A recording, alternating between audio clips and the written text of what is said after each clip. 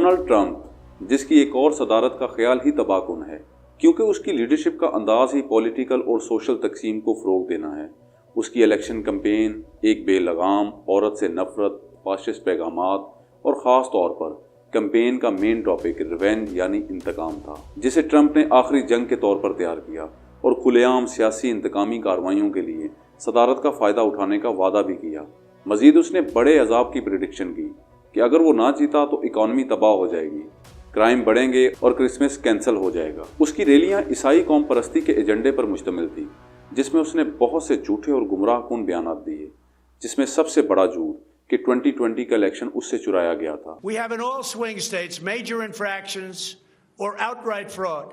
If we are right about the fraud, Joe Biden can't be president. और उसने अपने सियासी हरीफ कैमला हैरिस के खिलाफ बहुत से जाती हमले भी किए, जिनमें से कई सेक्सुअल नेचर के थे। सियासी असूलों की इस खिलाफ वर्जी और अपने सियासी दुश्मनों के खिलाफ ट्रंप के सख्त बयानात को हिस्टोरियन, स्कॉलर्स और फॉर्मर जनरल ने आमिराना और फाशिस्ट करार दिया, जो अमरीकी तारीख में कभी किसी सियासी उम्मीदवार ने नहीं किया। उसने अपने ऊपर होने वाले क्रिमिनल केसेस को बनाने के लिए डिपार्टमेंट ऑफ जस्टिस को हथियार बनाने का इल्जाम भी बाइडन पर लगाया। लेकिन चाहे आप उससे मोहब्बत करें या नफरत, डोनाल्ड ट्रंप का रियलिटी टीवी स्टार से अमेरिकन प्रेसिडेंट तक का सफ़र हमारे दौर की सबसे गैर मुतवक्के, मुतनाज़े और नाकाबिले फरामोश सियासी कहानियों में से एक था। और ख़ास तौर पर अमेरिका का ये इलेक्शन एक सियासी जल्जला साबित हुआ। कत्ल की कोशिशें, 34 संगीन मुजरिमाना सजाएं, जिसने ट्रंप को अमरीकी तारीख का पहला सजा पाने वाला प्रेसिडेंट बनाया, और सियासी हरीफ में तब्दीली रिपब्लिकन डोनाल्ड ट्रंप को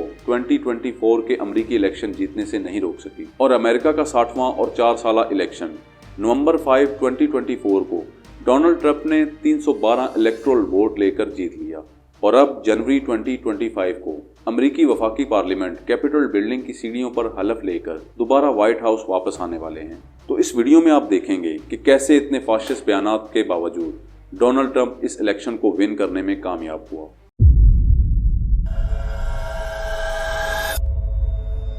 ये वो लम्हा था जिसके बारे में ट्रंप ने 4 साल तक इंतजार किया। उसने दोबारा इलेक्शन कैसे जीता, ये तारीख की किताबों का सामान होगा। पॉलिटिकल साइंटिस्ट और हिस्टोरियंस इस इलेक्शन की वजूहात और अहमियत का तज्जिया करने में बरसों गुजारेंगे। बहरहाल अमेरिका की पसंद का पता कुछ अहम फैसलों से लगाया जा सकता है। Max out the man and hold the women, कि ज्यादा से ज्यादा मर्द और औरतों को पकड़ो। इसका मतलब इकॉनमी और इमिग्रेशन पर जोर देना था, जो ट्रंप ने अंत तक मेहनत से किया। और अब ट्रंप अपने मुजवजा हल पर जोर दे रहे हैं, जिसमें बॉर्डर को बंद करना, दीवार बनाना और लीगल परमिशन के बगैर अमेरिका में रहने वाले 11 मिलियन इमिग्रेंट्स को डिपोर्ट करना शामिल है। और अपनी पहली मुद्दत की अफरा तफरी, अबॉर्शन पर पाबंदी और 4 साल का बल अमरीकी जमहूरियत पर उसके हमले से तवज्जो हटाना था। क्योंकि ट्रंप 2020 का सदारती इलेक्शन हार गए थे, लेकिन उसने हार तस्लीम करने से इनकार किया और इश्तियाल अंगेज बयानात देकर मीडिया की सबसे ज़्यादा कवरेज हासिल करके उसने वाशिंगटन डीसी के सेंटर में स्पीच की, जहां उसने बड़े पैमाने पर इलेक्टोरल फ्रॉड का झूठा दावा किया, जिसके बाद उनके हामियों ने 2020 के इलेक्शन के रिजल्ट को उलटने के लिए जनवरी 6, 2021 को अमरीकी कैपिटल बिल्डिंग पर धावा बोलकर तोड़फोड़ की।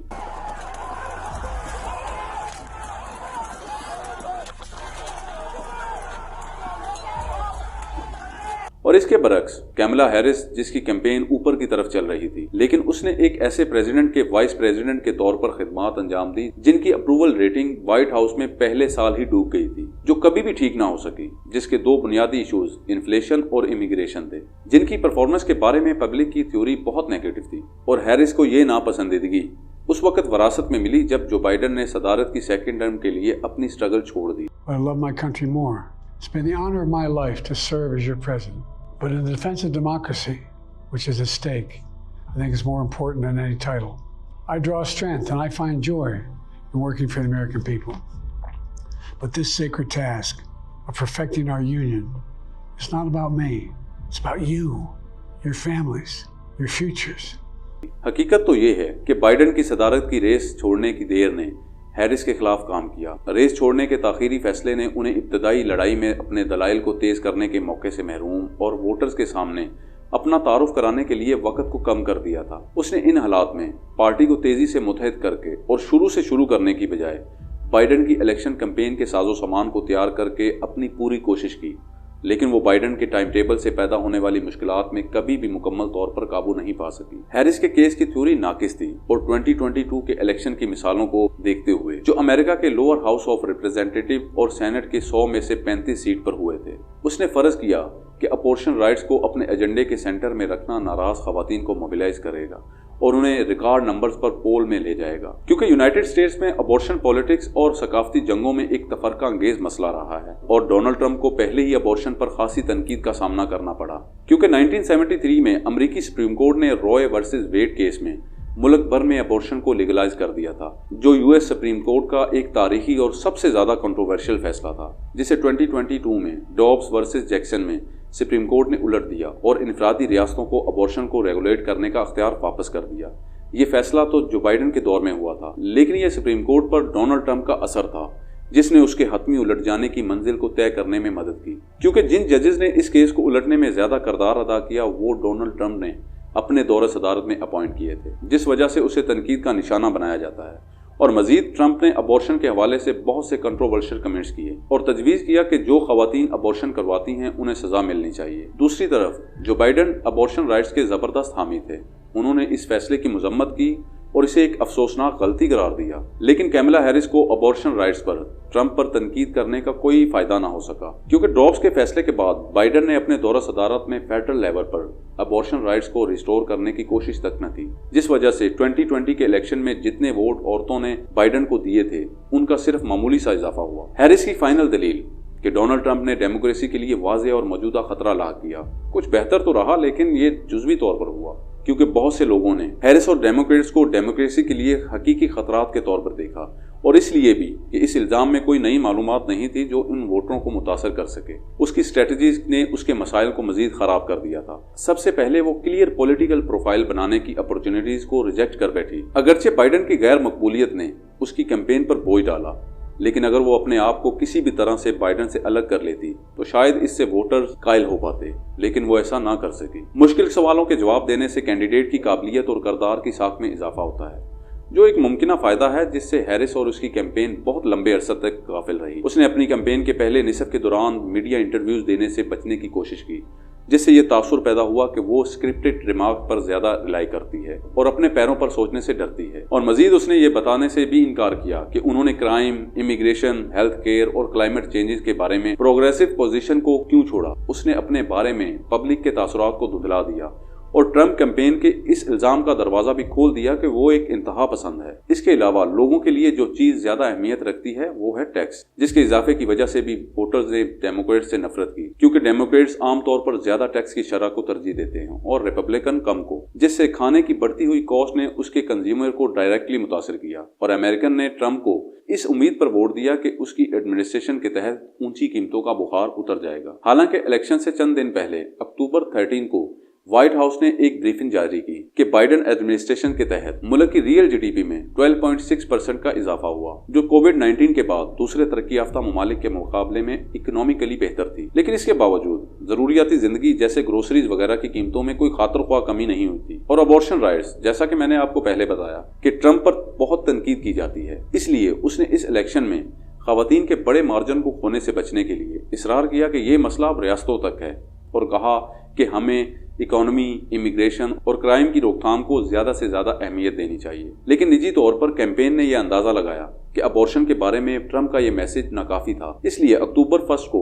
ट्रंप ने ट्रूथ सोशल पर पोस्ट किया कि वो नेशनल बैन की हमायत नहीं करेंगे और मजीद उसने फिर कहा कि अगर वो जीता तो फेडरल अबॉर्शन पर पाबंदी को वीटो कर देगा। इससे अबॉर्शन के बहुत से रिपब्लिकन मायूस और कुछ नाराज थे, लेकिन इसके बावजूद ट्रंप ने वोटिंग में कोई कीमत अदा नहीं की। कैंपेन का एतमाद ट्रंप के हक में उस वक्त मजीद बढ़ा जब बाइडन ने जून 27 में होने वाली डिबेट में खराब परफॉर्मेंस दिखाई और जुलाई 13 को ट्रंप पर कातिलाना हमला हुआ, जिसमें वो बच गए। लेकिन ये बुलंदी ज्यादा देर तक कायम नहीं रही, क्योंकि बाइडन ने ऐलान किया कि वो दोबारा इलेक्शन की रेस छोड़कर अपने वाइस प्रेसिडेंट हैरिस की सदारत के लिए हमायत करेंगे। और चंद दिनों में ही वाइस प्रेसिडेंट ने डेमोक्रेटिक सपोर्ट को मजबूत किया और ऐसी रैलियों की मेजबानी की जिसमें लोगों की हाजिरी और जोशो जज्बा उसकी पार्टी ने ओबामा के दौर में ही देखा था। ट्रंप की जीत अब पहले से तयशुदा नतीजे की तरह नहीं लग रही थी, लेकिन उसकी टीम ने केबल और टेलीविजन पर ऐड चलाना शुरू किए कि वो अपने बॉस की बहुत सी कमजोरियों की वारिस होगी। उन्होंने मजीद एडमिनिस्ट्रेशन के लिए इमिग्रेशन पर काम करने वाले उसके किरदार पर अटेंशन दिलाई, जहां उसे सेंट्रल अमेरिका से माइग्रेशन की बुनियादी वजूहात हल करने के लिए तफवीज किया गया था। क्योंकि बाइडेन के अंडर इलीगली तौर पर बॉर्डर क्रॉस करने वाले लोगों की तादाद बढ़ गई थी,